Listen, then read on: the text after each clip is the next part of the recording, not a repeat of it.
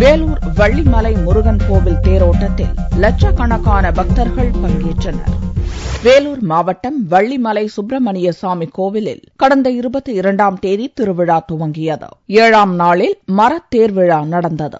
சுப்பிரமணிய சாமிக்கு சிறப்பு அபிஷேகங்கள் செய்யப்பட்டு அலங்காரத்துடன் தேரில் எழுந்தருளினார். தமிழகம், ஆந்திரா, கர்நாடகா ஆகிய 3 மாநிலங்களைச் சேர்ந்த லட்சக்கணக்கான பக்தர்கள் தேரின் வடம் பிடித்து இழுத்தனர். தேரின் மீது மிளகு, பூக்கள், சில்லறை காசுகளை வீசி பக்தர்கள் நேர்த்திக்கடன் செலுத்தினர். இங்கு பிரசித்தி பெற்ற ஒரு தேர் விழா. இன்று முதல் நாள் விழா.